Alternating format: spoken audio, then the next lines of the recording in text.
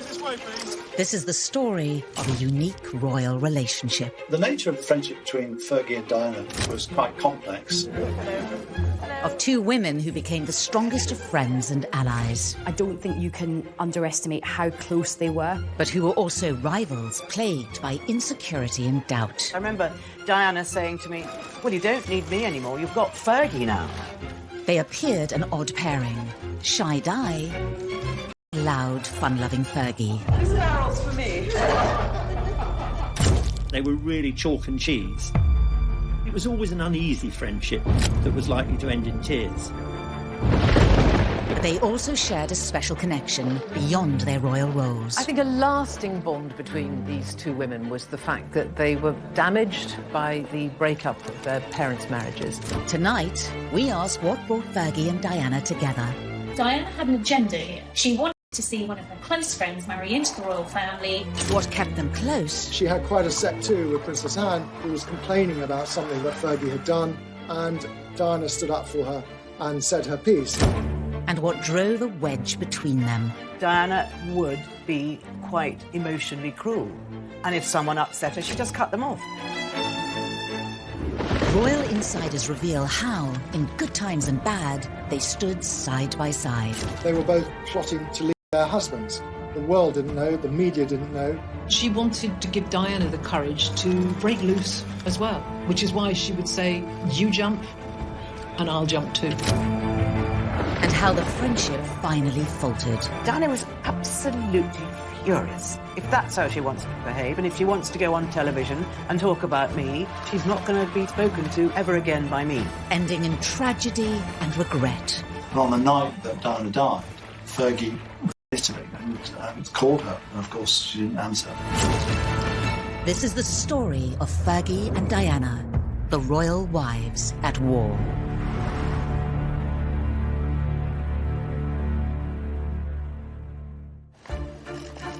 They were members of one of the most famous families in the world, sisters-in-law, both married to a prince.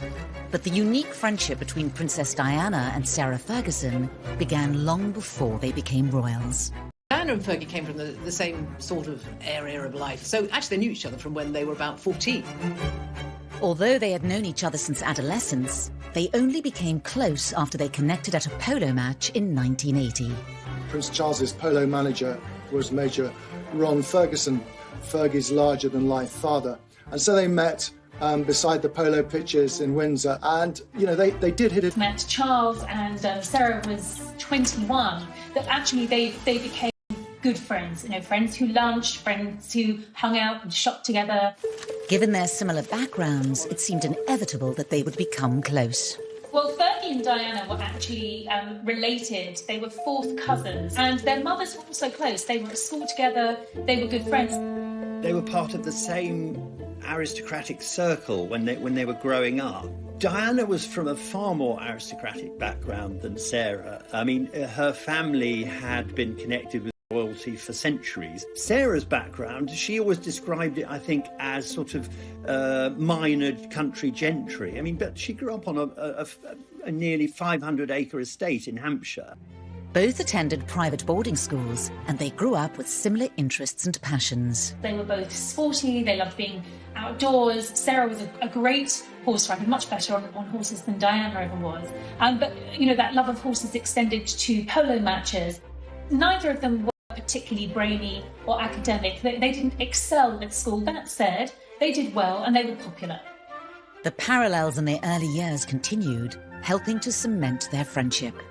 I think a lasting bond between these two women was the fact that they were damaged by the breakup of their parents' marriages. And unusually for both women, they were abandoned, if you like, by their mothers. Both Fergie and Diana's mothers left their families to be with new partners when the girls were still young. They were both left with their fathers and more or less brought up by them. Aged 6, Diana was subjected to a bitter custody battle where her mother was forced to give up her 4 children. Diana famously was very distraught by the divorce of her parents. She was a very young girl when her mother moved out. It probably affected her for most of her adult life. Fergie took the breakup of her parents much more in her stride. When Fergie was just 12, her mother left her family and moved to South America. Her mother lived and led a very exotic life. She remarried an Argentine polo player and relocated to South America. And Fergie had great memories of travelling there as a teenager and spending time with her mum and her stepdad on their ranch. But I suspect it had an unsettling effect on both of them. As Diana embarked on her life as a princess, she came to rely on her friend Fergie. Diana looked up to Sarah because she was so flamboyant, and Sarah just seemed to be kind of like that older sister in a way. Fergie had so much more life experience than Diana. You know, by the time she was in her 20s, she'd had to live in. At that point, when Diana was very young, those 2 years must have seemed incredibly significant. Diana was obviously that much younger, and she was on the cusp of marrying the heir to the throne. And if anything, she probably sought out Fergie for some pointers, really, because Fergie's father was sort of involved with Charles on a regular basis. I think both girls actually admired things in each other that they didn't have. Diana wants to be that slightly more devil-may-care, boisterous, robust individual that just seemed very comfortable in her own skin. And Fergie probably wanted some of that rather sweet, shy mellowness that Diana had. At the time, Diana had a close friendship with her 3 housemates she was living with in Knightsbridge. But with the unique parallels in Sarah and Diana's upbringings, and Sarah's understanding of royal life, the pair soon became best friends. When Princess Diana married Prince Charles in 1981 in St. Paul's Cathedral, her new friend Fergie watched on. Sarah was actually a very important person in Diana's life and in the run-up to the royal wedding, and certainly those early years where she really helped Diana to find her feet. She was absolutely delighted for her friend, and I think that's why they became so close. The princess even helped her friend with her wedding outfit. Fergie didn't have a lot of disposable income, and she knew that a dress for something like the marriage of the Prince and Princess of Wales was going to be an expensive proposition. So Diana helped out by providing her with some fabric, and she got a dressmaker to make up something appropriate for her. Diana intended on bringing her new friend Fergie into her royal circle by having her take on the role of her lady-in-waiting. It's not a servant and it's not a friend. It's sort of somewhere halfway between. It's a genteel occupation, and it's enormous status. But the decision was taken out of the princess's hands. Sarah was told that she was actually unsuitable to be Diana's lady-in-waiting, which was a huge blow to Sarah. I think the royal family felt Sarah wasn't posh enough. Diana was persuaded that basically it was too risky having Sarah Ferguson was seen as a loose cannon. She was fun, but she made them nervous. Diana was actually quite upset about this, but maybe she didn't fight for Sarah enough. Maybe she could have put her foot down more. Sarah was snubbed once more when royal protocol dictated that she would also be excluded from a very key part of the celebrations. I think she was astonished to discover that she wasn't being invited to the wedding breakfast, the sort of the aristocratic version of the traditional reception. We know for the person that she wasn't invited. I don't know whether ever Diana realised how hurt actually Sarah was about this. The 2 young women didn't let the palace rules get in the way of their relationship. After the wedding, the friendship continued to grow. At just 20 years old, Diana was daunted by the pressures of royal life. How do you see your role developing as Princess of Wales? But my life will be a great challenge. Next, as Diana embarked upon her new role as future queen, she needed Sarah more than ever. But what lengths would she go to keep her friend in her new royal circle? Diana had an agenda here.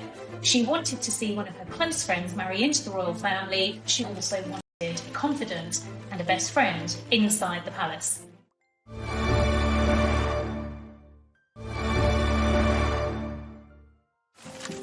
As Princess Diana attempted to settle into her new role as future queen, aged just 20, she turned to her friend Sarah for support. Diana found her someone, a sounding board, if you like, someone she could confide in, and she found her early months in the royal family extremely trying. She complained many years later that no one really showed her the ropes, told her what to do. It was either a case of sink or swim. If she made a mistake, she was made to feel terrible. But there was none of that kind of support where people said, look, we know it's going to be difficult. Don't worry if you make a few mistakes.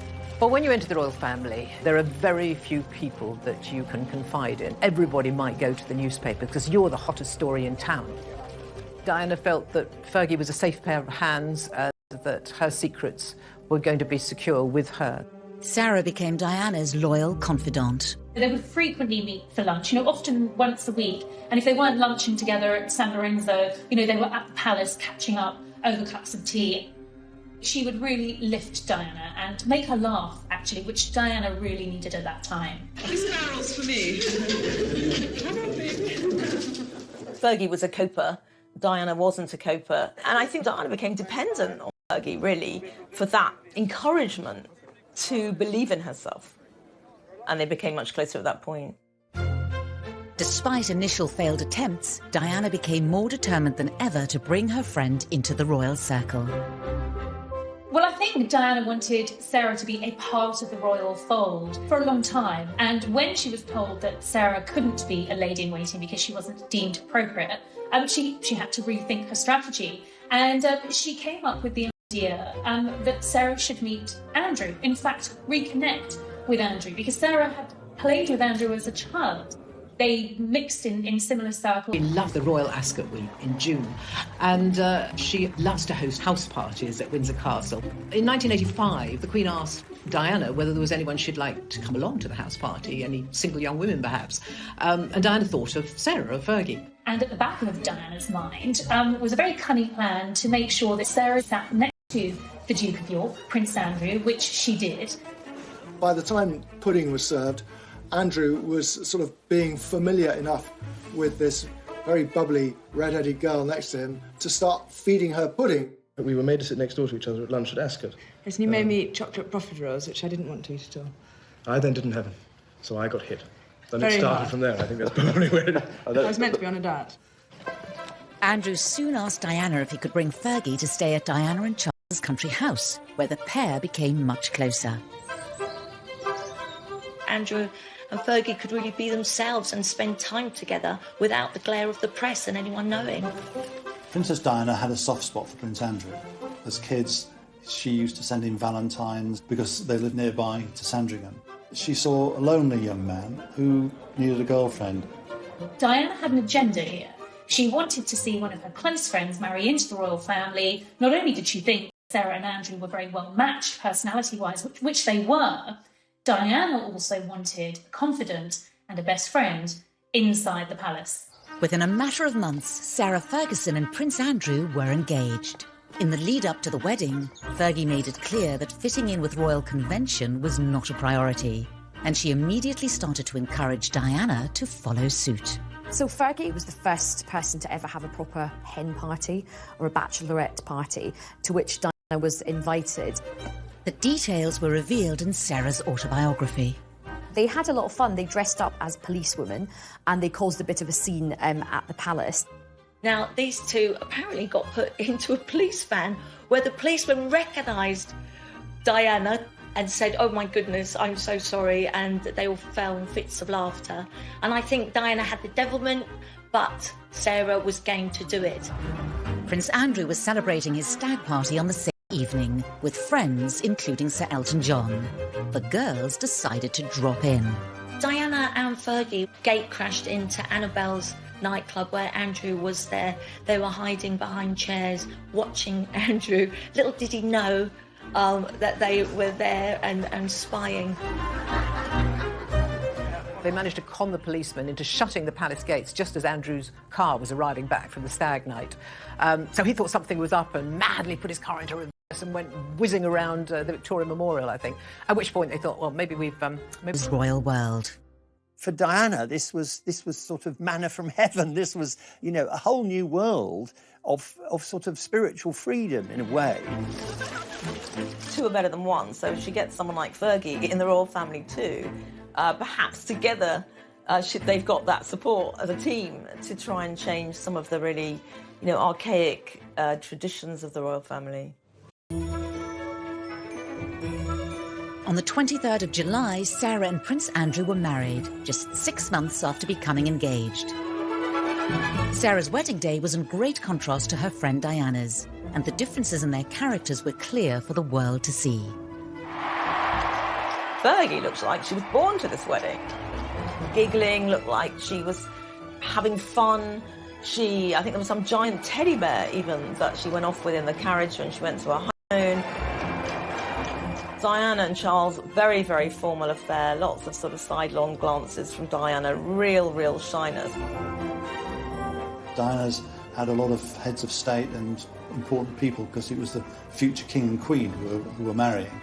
With Fergie, it was that bit more relaxed. And you could see that even with the balcony scene where Prince Charles asks his mother, "May I?" when the crowd say, "Give her a kiss," whereas Fergie's there with her hand cupped to her ears as they're roaring, "Give her a kiss."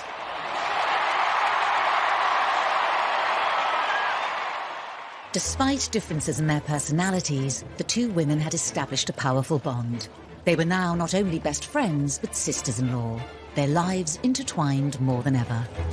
We had our first Fab Four, Charles and Diana, Sarah and Andrew. They seemed to get along like a house on fire. You know, we had these two couples go skiing together, holiday together, do engagements together. It was just wonderful for the press, and Diana and Fergie were a joy.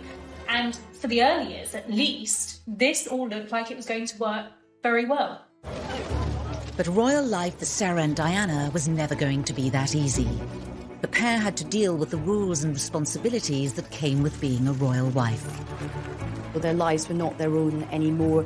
They weren't just able to sort of do what they wanted. And I think they both realised after they got married that they had not married into a family, they had married into a firm.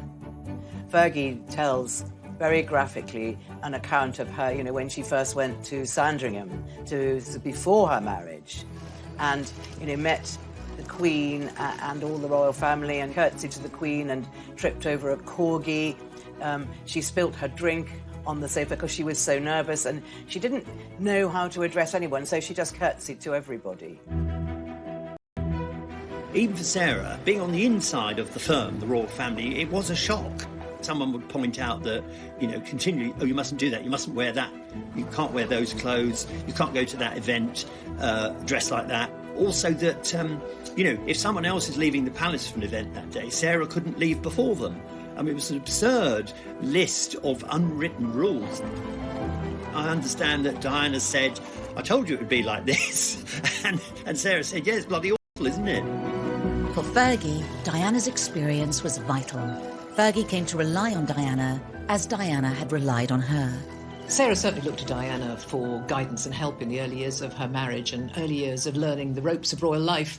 I suspect that maybe Andrew was reasonably supportive, but essentially he was away because he was in the Navy, and for most of their marriage he was at home for only 40 days of the year. The princess quickly became the Duchess of York's guide. Diana helped Sarah deal with, you know, being at public events where you can't throw bread rolls around and shriek and get drunk. Don't say anything controversial and try not to flirt with all the men, which was very difficult for Sarah. Diana's kindness, wanting to repay Fergie for her support, really came shining through. Even before the Duchess had become royal, Diana had been there to support her, particularly during Fergie's first appearance in the royal family, which caused her great anxiety. Fergie asked Diana to come with her, and Diana gave Sarah all the right advice on how she should handle herself that day. She even provided her with an outfit to wear. Sarah famously said that at her first royal engagement, she sort of just looked on in befuddlement. You know, this was completely alien to her. And she looked over to Diana for some encouragement, and Diana said to her, just keep smiling. And, you know, that's what Sarah did, and it stood her in good stead. Fergie had been able to watch her friend blaze a trail before her, whether it was dealing with the press or the in-laws. Diana was very much the canary down the mine shaft when it came to learning the royal robes, but more than that, learning about royal fashion. And Sarah, she had to do that now. She had to be far more groomed, far more careful about what she wore. Sarah finally opened up about this in 1996 when promoting her autobiography on the radio. She was my friend. And she is my sister, and we are still sisters. I try to emulate her and dress like her, but when you've got very little confidence, you sort of make a nonsense really of everything. Diana was an old hand at this. She'd been married for a number of years. She had the 2 boys. She was someone who Sarah Ferguson could simply copy. Safe mimicking Diana's behaviour, because Diana was always ahead of the curve. It's an interesting revelation about Fergie's self-esteem, because for all the outward confidence that Fergie's got, clearly, you know, even she was struggling with joining the royal family. In the early months of Fergie's royal life, Diana even defended her in front of important members of the royal family. Diana had quite a set too with Princess Anne, who was complaining about something that Fergie had done, and Diana stood up for her and said her piece. And it was rather brave of Diana. She more or less asked Anne, you've got to give her a break, and Fergie's good for the family, but she's finding it hard to adjust, just as I did. For Diana, Fergie's entry to the royal fold was a godsend. It took at least some of the attention away from her at a time when the pressure was becoming unbearable. I think certainly it was a tiny bit of respite, not being in the glare of, you know, the public eye the whole time. I think probably it was, you know, kind of helpful for her. Sarah became a much-needed ally within the family. She strived, I think the word she used, to protect her as a sister and as a friend at all times. I mean, that was really important for Fergie to stop the firm getting at Diana. She really was very protective of her. She'd stick up for her. Diana knew that a lot of the royal family didn't like her. She felt picked on by some of the royal members. While Diana had a head start as a royal, Fergie had more life experience to draw from. Well, Fergie and Diana had very different entry points into the royal family. Fergie was a much more experienced woman. She had a job in publishing. She had been very well travelled. So she just was more mature. She was more sure of herself. I think what Diana needed all the time was someone to reassure her, someone to say it's okay to question, to challenge what you're asked to do and how you're supposed to behave. It's your life as well.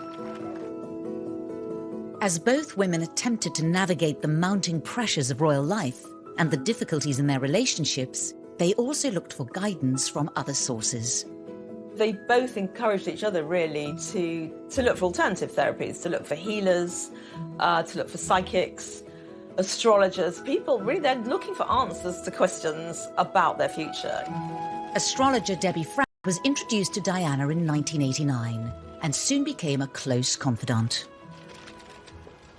Diana would just call me as and when, which sometimes, particularly when we first met, was extremely frequently, sometimes, you know, more than once a day. What I helped Diana with was basically managing her public events that she was attending, how they went, and then obviously her personal life, how things were between her and Prince Charles. Diana and I established a very long friendship over the years until her death. Both women bought into this in a big way, and sometimes Sarah would consult her astrologer 4 times a day. It just shows how much they needed an outside influence and support. I don't think either of these girls were getting much support from any of the royal family members. Next, it seemed Diana and Fergie would always depend upon each other, but insecurity and suspicion would drive a wedge between them. Diana would be quite emotionally cruel, and if someone upset her, she just cut them off.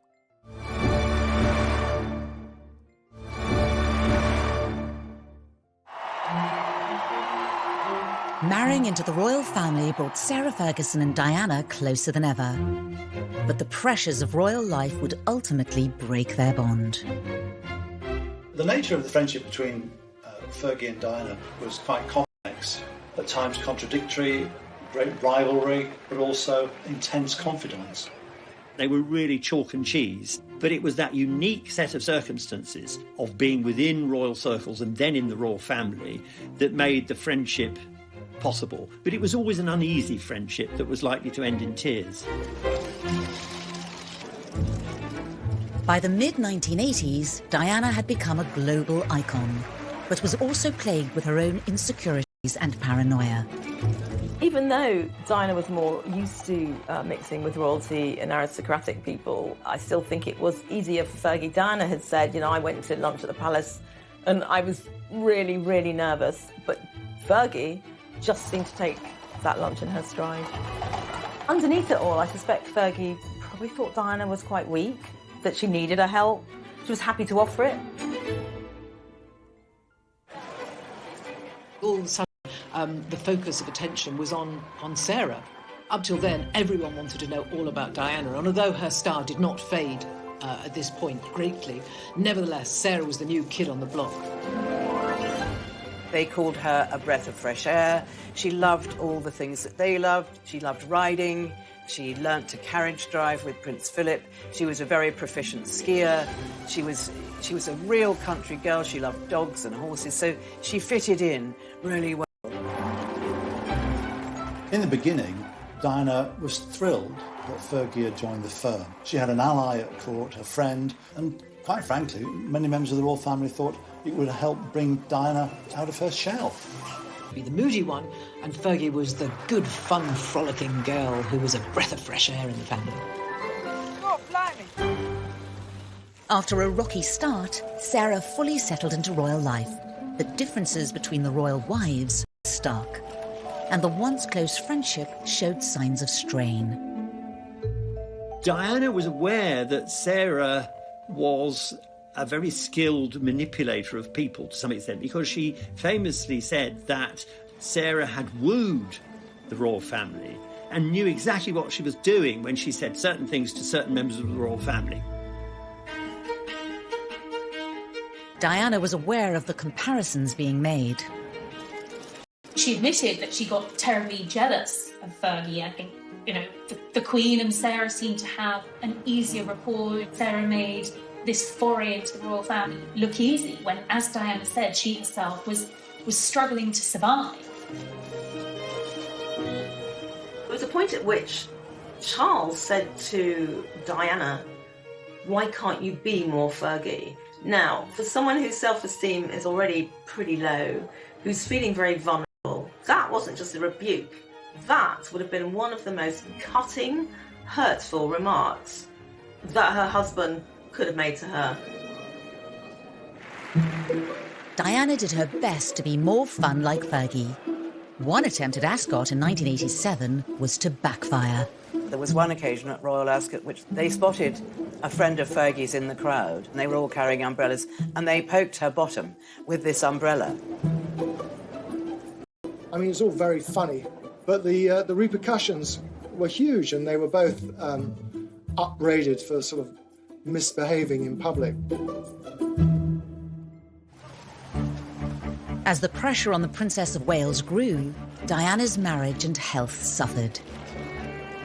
The royal family didn't understand Diana.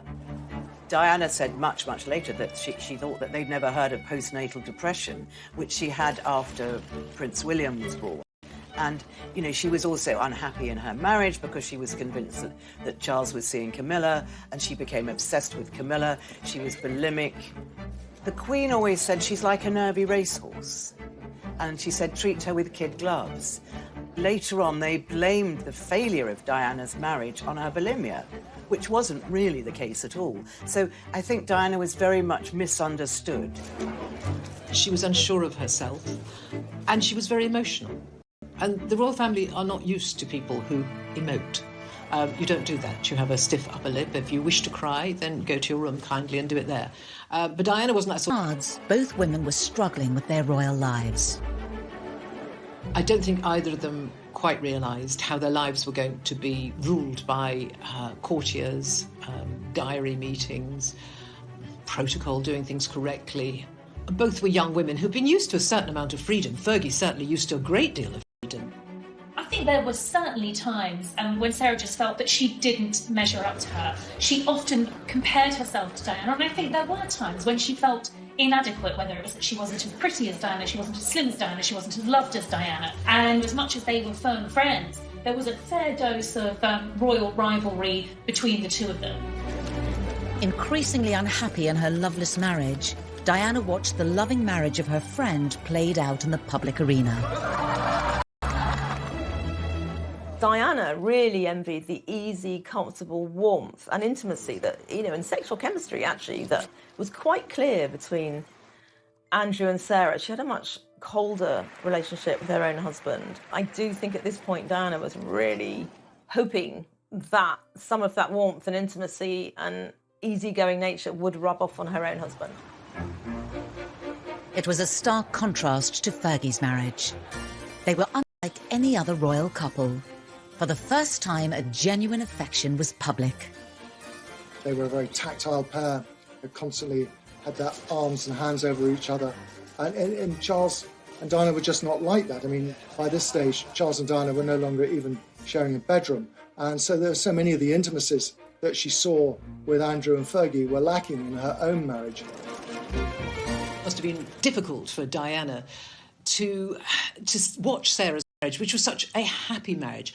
There was Diana trapped in a marriage which she felt was loveless after a while, and she knew there were 3 of them in the marriage, and Camilla was there. And then she would look at Sarah, and Sarah's husband adored her. Prince Andrew just adored the way Sarah was. He never would have said, can't you be more like Diana? It was very difficult for Diana because she started to get paranoid, and she also looked at Sarah and thought, well, actually, how can I trust a woman that is sleeping with my brother-in-law, and everything I tell her, she's going to tell him? And that paranoia, which happened a lot with Diana, with other people, had really set in. And she started just not being able to open up and trust Sarah anymore. The national Fergie mania was beginning to wear off, inside and outside of the royal family. It didn't take long before the honeymoon was wearing off, and people, rather tired of that exuberance that they'd once loved, they began unflattering headlines in the press. In an effort to win back public support, Fergie took part in a TV game show arranged by Prince Edward. It's a royal knockout, will go down in royal history as one of the biggest cock-ups of all time, I think. It was a disaster from beginning to end. It was absolutely humiliating. Sarah, with her usual gusto, entered into it, and if she gets into something, she does it with bells on. We're the best blue bandits there are. Diana famously did not take part, nor did Charles. He thought it was something that was beneath them. In a way, it's kind of unfair. Fergie took a lot of the blame, the flack, if you like, almost a scapegoat. Big bad blue bandit! Her behaviour was being commented on, and I think then is when Diana came into her own. Diana got the headline, the Queen of Hearts and the People's Princess. But I think Sarah knew she could never be that. She could see that in Diana from the start, how serene she was. She looked a bit like the perfect princess. She looked like a supermodel. Sarah is honest and knew, look, I'm never going to be that person. She really was happy for her. Sarah knew her downfalls, but knew what she was good at. Next. In public, Diana and Fergie's friendship was masking a private rivalry. But over time, each became skilled at using their public image to gain the advantage. Without that determination to keep it going, their friendship would have started to sort of collapse.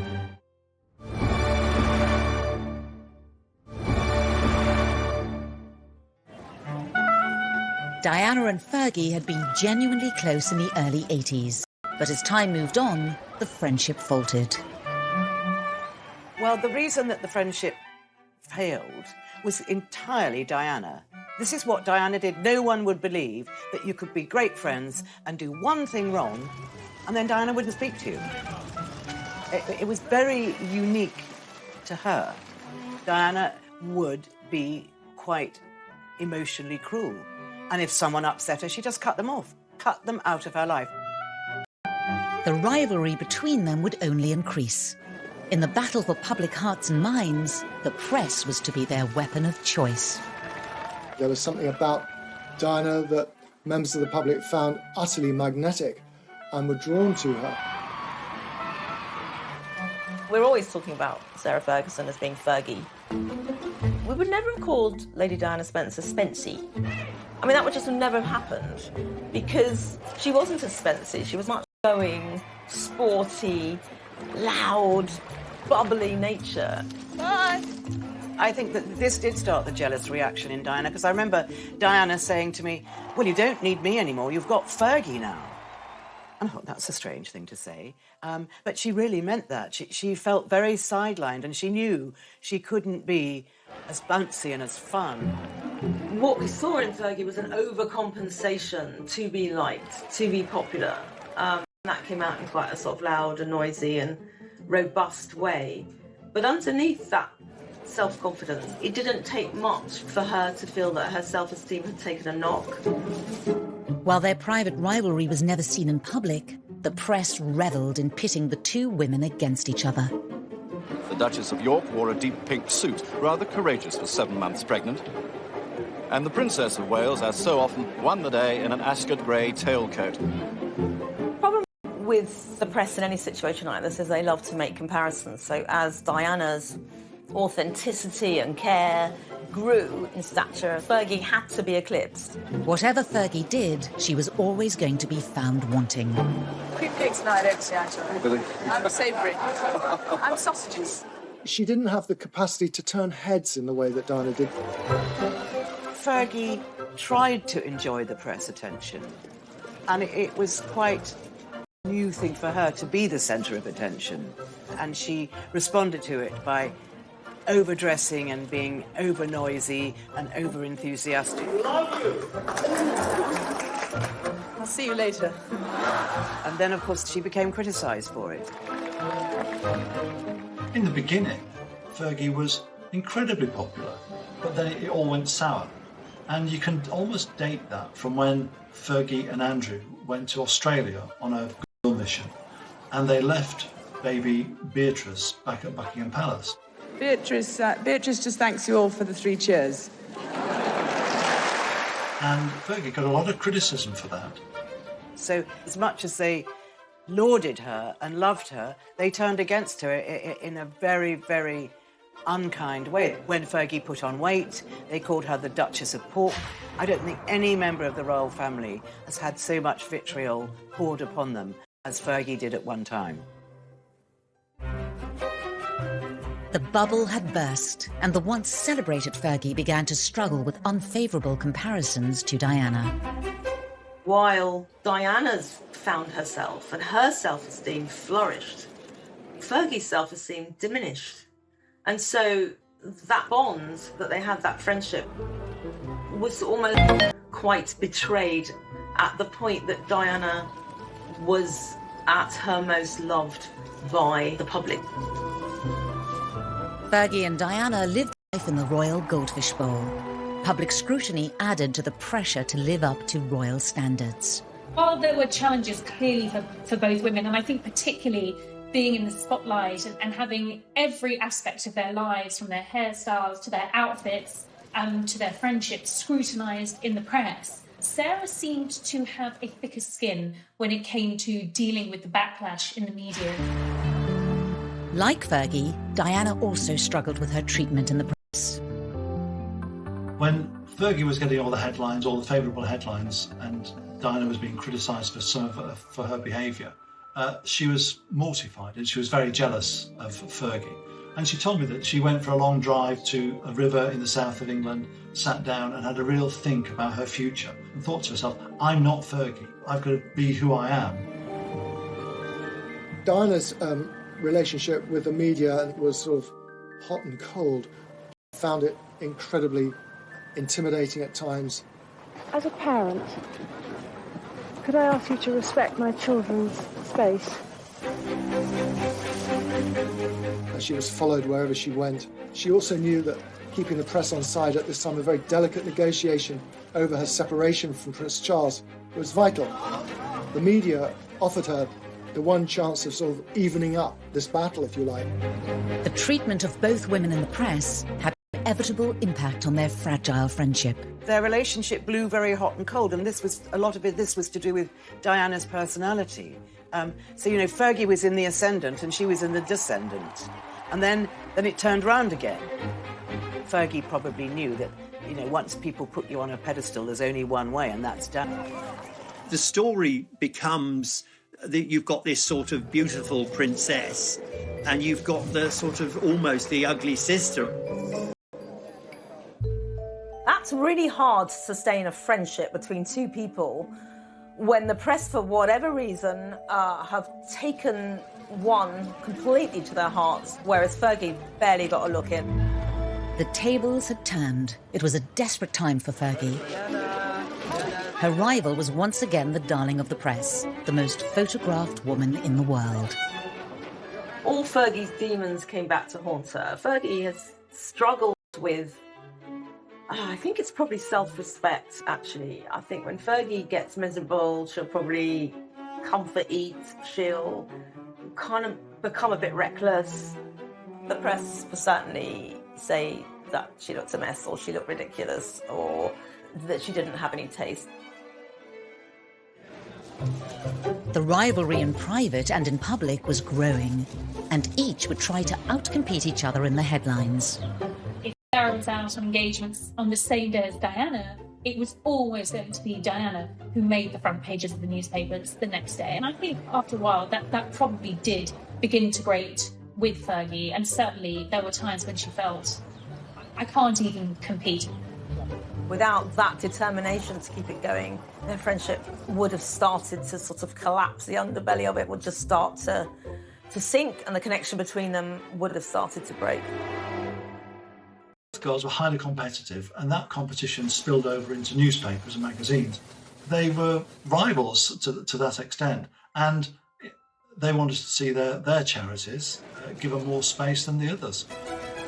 Fergie says in her book that she actually did some AIDS charity work. It was for a friend and it was a one-off. But Diana was furious and she said, look, that's mine. Don't interfere. Which is very typical of Diana. And Fergie was quite distraught because she'd only done it to help a friend. Diana was becoming adept at working the press. Diana earned a reputation for being manipulative because she was aware of her star power. She used it to her advantage. She would play tabloids off against each other, and when things got really bad in the War of the Waleses, she would use the newspaper to fight her corner. And she did that in a way that Sarah didn't do. Sarah just didn't engage on that level. Sarah didn't have newspaper editors over to the palace for lunch. I think it was probably something that she was too scared to do. Diana really knew how to manipulate the press. The ultimate example of this is the revenge dress that she wore to the Serpentine Gallery, and that was on the same night that Prince Charles's Dimbleby interview was being shown, in which he admitted adultery. Did you try to be faithful and honourable to your wife when you took on the vow of marriage? Yes. So she showed the world that this is what he's missing. Diana and Fergie had been friends for more than a decade. But as their lives took different directions, their friendship also changed course.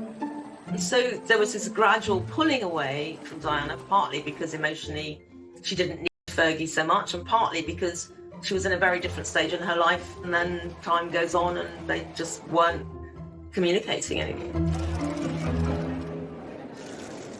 Next, the friendship between Diana and Fergie had cooled in recent years, but a monumental change in their lives reunited the royal wives as common adversaries. They were both plotting to leave their husbands.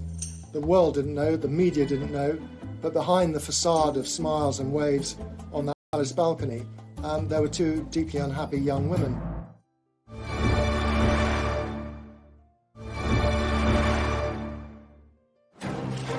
After a turbulent decade of friendship for the royal wives, the next chapter saw one final heartbreaking rift.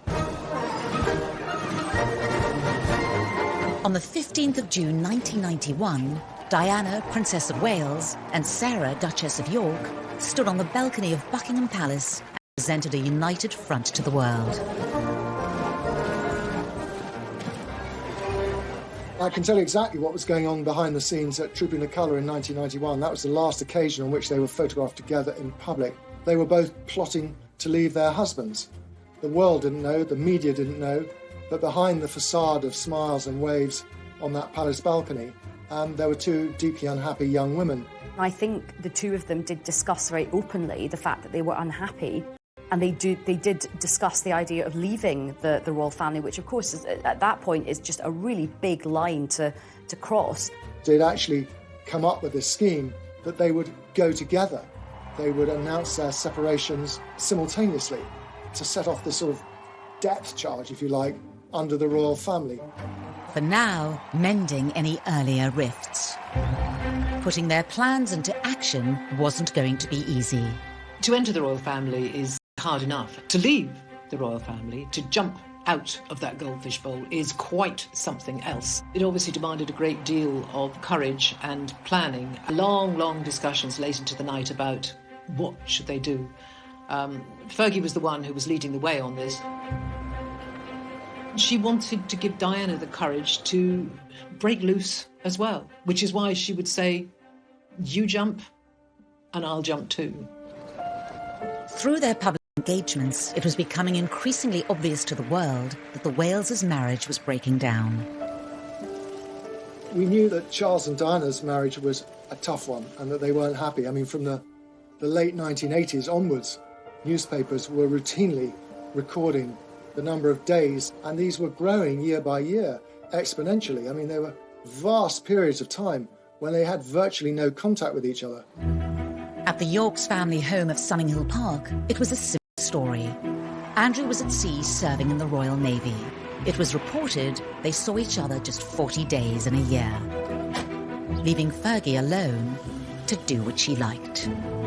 The Yorks marriage began to unravel quickly. There were rumours that Fergie was seeing somebody else. The Duchess kept her head well down, ignoring all questions about the state of her marriage.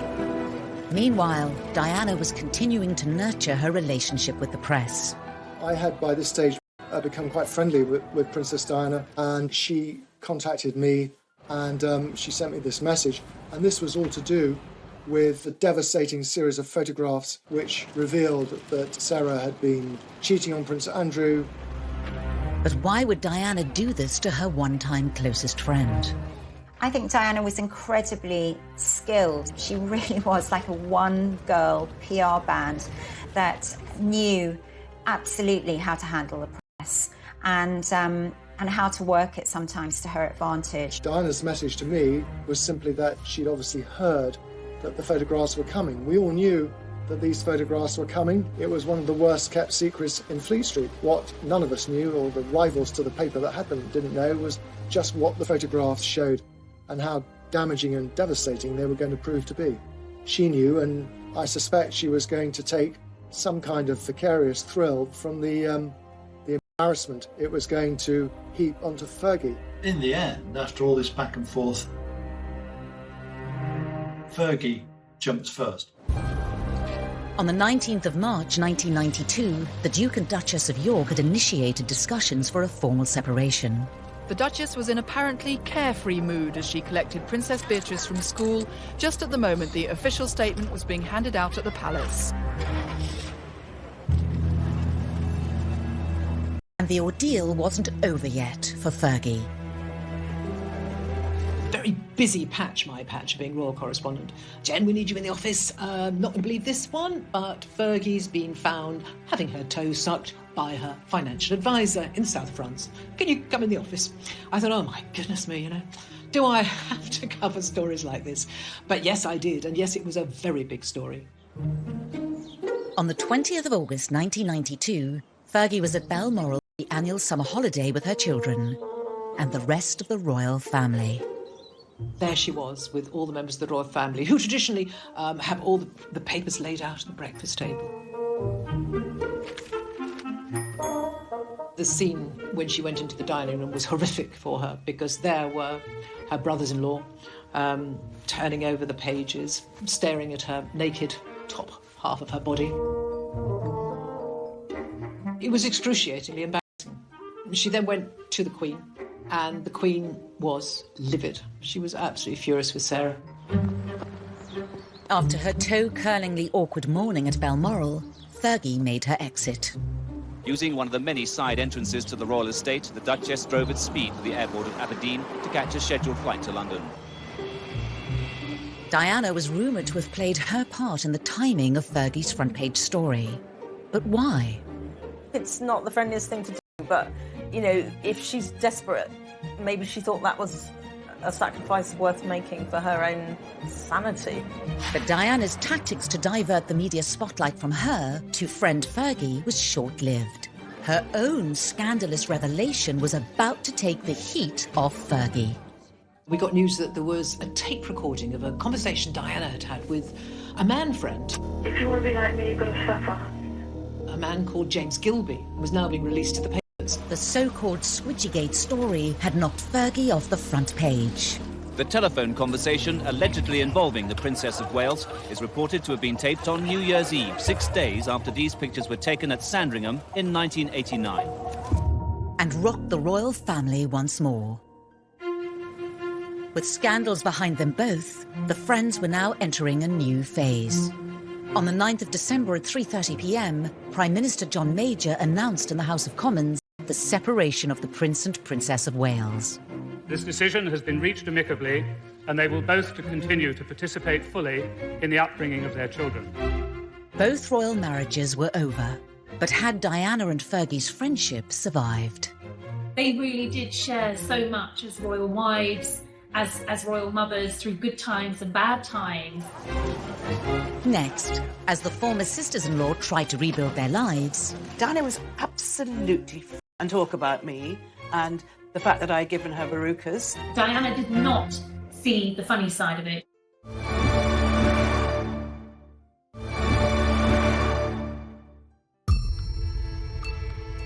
Princess Diana and Sarah Ferguson had a turbulent relationship, and it didn't end with their marriages. A double divorce marked a new era. Policemen clear the way for the princess this evening as she leaves a London hotel. Grim-faced, £17 million richer. It was strange times. The settlements that both women got after their divorce, of course, were very different. But then their status was very different. Fergie, funnily enough, only ended up with about 600,000, but the Queen had paid off a lot of Fergie's debts beforehand. And the Queen had dished out at least £2 or £3 million on Fergie over the years. Unfortunately, money just ran through Fergie's fingers, and the Queen knew that. She's been accused of extravagance, bad taste, and an over-exuberant manner. And of course, this played into the bad publicity always for Sarah. Sarah always in trouble in every way you can think of, either her behaviour or her misbehaviour or her finances. No longer sisters-in-law and embracing the single life, did they still need each other as friends? One of the things that emerged post-divorce for both of them was that Fergie represented an area of Diana's life that she didn't really want to remember anymore.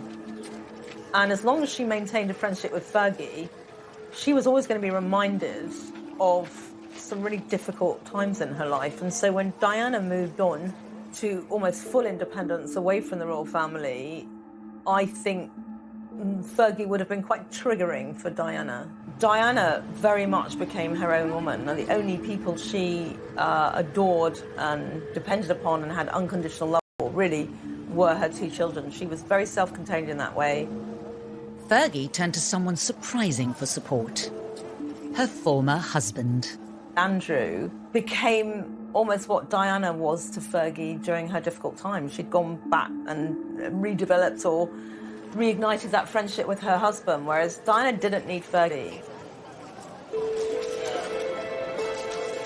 In 1996, Fergie decided to put her story across. She'd watched Diana do it in the Andrew Morton book in 1992. Now it was her turn.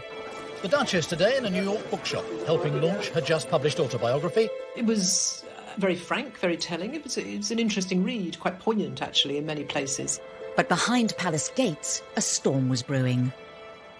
Diana was annoyed with Fergie, and Fergie was promoting her book, or in any interviews. But of course, anyone that interviewed Fergie wanted to talk about her relationship with Diana. And there was one particular line the press seized upon. Diana was absolutely furious about this. She really, really found that very distasteful. If she wants to go onto American television and talk about me and the fact that I'd given her verrucas. This was relayed in quite a joking manner in the autobiography, but Diana did not see the funny side of it. Fergie's attempt at humour backfired and further damaged her already fragile relationship with Diana. When you've got a friendship that's already imploding, it's collapsing, it's disconnecting because you're not really in touch with each other, a lot of friendships like that will just fade away. But then someone could take a decision, say, okay, I don't want it to fade away, I'm going to do something dramatic and do something that will ensure that it has a clean break, that that person won't want to be my friend anymore. The line, however it was intended, proved disastrous. She felt betrayed, in short, and she rang her up and she said, look, this is your book, not mine. And Diana, after that, refused to take Sarah's calls, refused to see her.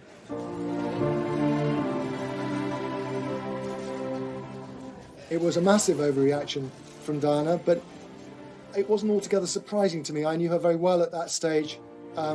She felt she was juggling a new life. She was trying to find a way forward. She thought that they trusted one another, they had an agreement. They didn't tread on each other's toes, was how Diana put it to me. And here was Diana having her toes trodden on by Fergie with sort of outsized big boots on. Part of the complexity of Diana's personality was that she'd fall in and fall out with people all the time. Diana felt that Fergie had let her down and she could no longer be trusted. Months later, it's thought Diana did reach out via a mutual friend. She had asked someone, where's the redhead? Because she used to call her the redhead. So I think there was a glimmer of hope that perhaps the ice was thawing. But any hopes of reconciliation would never be realised.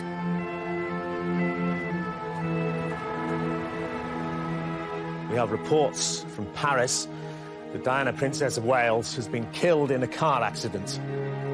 On the day that the news was given to Fergie, as it was to the rest of us, that Diana had been killed in that car crash, she was undoubtedly devastated. On the night that Diana died, Fergie was in Italy and called her, and of course she didn't answer. Fergie was trying to hire a private plane to fly to Paris to see what was going on. Fergie again. I know they would have done, and I know it would have all been forgiven, but it was very, very painful for Fergie to have, you know, like her close friend die so tragically. Shortly before Diana died, she'd spoken to me about Sarah. She always referred to her as the redhead. She always wanted to know what was going on in her life. I felt that it was an indication that perhaps Diana was ready to resume the friendship. And I think Sarah would have grasped the opportunity with both hands. She called me, actually, a day or two after Diana's death, and we spoke on the phone, and she was very tearful. The conversation was very much bound up in their own difficulties, the great sadness that had come between them, and how she regretted it all. The one person within the royal family who understood her better than anyone had gone. And so I think it was a huge and profound loss for her when Diana died.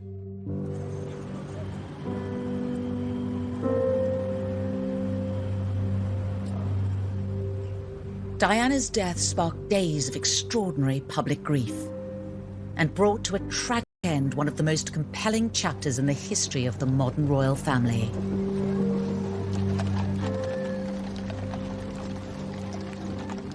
I think it was very important for Fergie to have attended Diana's funeral. She would have felt so desperately sad for her boys, so desperately sad. The body of a princess so loved by her people leaving the sanctuary of the Chapel Royal in St James's Palace, on its way to rest one last night in Kensington Palace. I think if Diana was around today, she and Sarah would definitely have gotten over Veruca Gate. And I think there would still be a firm friendship. You know, after all, they went through so much together. I don't think you can underestimate how close they were and how unique their lived experience had been. You know, they had shared something really, really unique and special and traumatic at the same time. Ultimately, these two women had shared an enormous amount together, and a unique experience together. So few people know what it's like to marry into the royal family, to be transported from being an ordinary person to a princess or a duchess and all that goes with it.